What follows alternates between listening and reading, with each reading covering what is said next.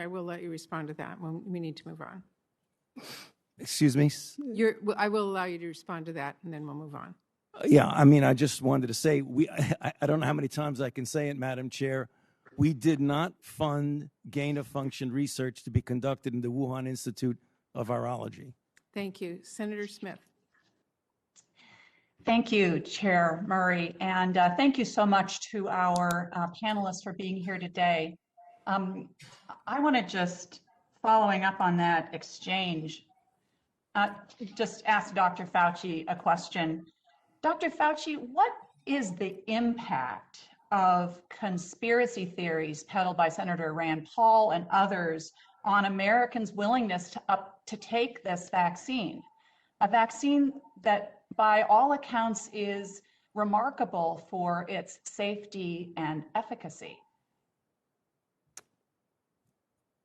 Well, conspiracy theories certainly are not helpful in what we're trying to do. I guess I can say that with some degree of confidence. Well, I would agree. And I think in this moment, we are at a critical moment for our response to this pandemic. And in only 14 months since this pandemic started, we are here today to acknowledge that we have 261 million doses of vaccine in people's arms. We have over 58% of Americans with at least one dose. I mean, this is an incredible accomplishment. And we also know that we have more work to do, and it seems to me that we ought to be focused on that work. We have to make sure that our comprehensive strategy that you have been working on, Dr. Fauci, for a long time, and I'm so grateful for the support that you're getting from the Biden-Harris administration, a comprehensive strategy that is around vaccinations, around surveillance testing, around treatment, social distancing and masks, and also centering our work around health equity. I mean, this is what we need to be really focused on, seems to me. I'd like to ask Dr. Walensky a question about how we go about this question of this issue of getting vaccines into people's arms now.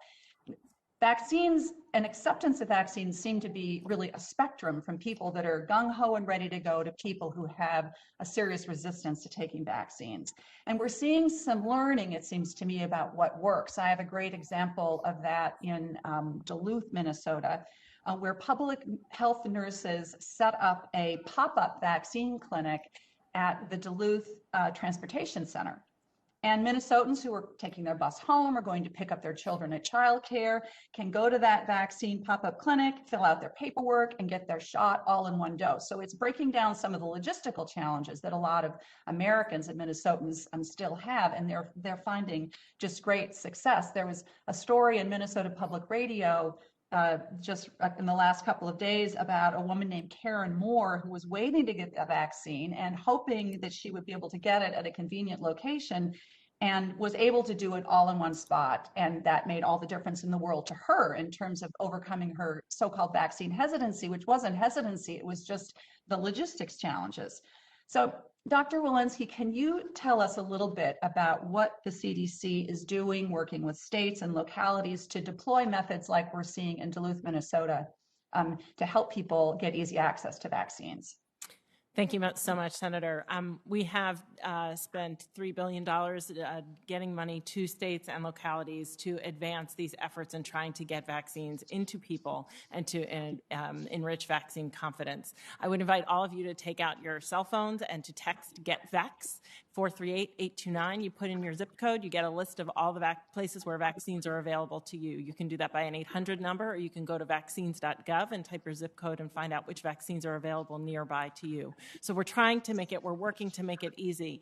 We do have to do some of the pivoting, as you discussed, and ensure that places now have pop-up sites. They have mobile vaccination units, that we are reaching out to rural communities, that we're putting vaccines in federally qualified healthcare centers, that we have a We Can Do This campaign now, a campaign with 5,000 community core members from everyone from NASCAR and NFL to Infectious Disease Society of America to faith-based organizations, sending our messages, being the trusted messengers. And we're starting to see the effects of this work. Just this morning, CDC released new racial and equity data on how we're doing in reaching racial and ethnic minorities with vaccines.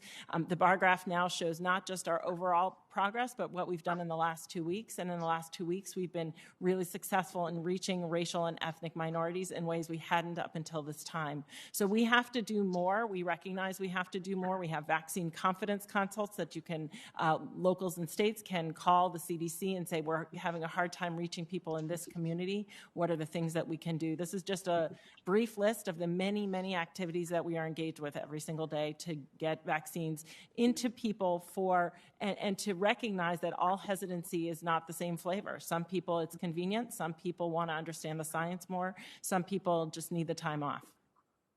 Thank you so much. Thank you, Madam Chair. I want to just say I appreciate the work of the CDC and others to support the innovative and strategic efforts of states like mine to overcome some of those barriers. Thank you. Thank you so much, Senator. Senator Collins.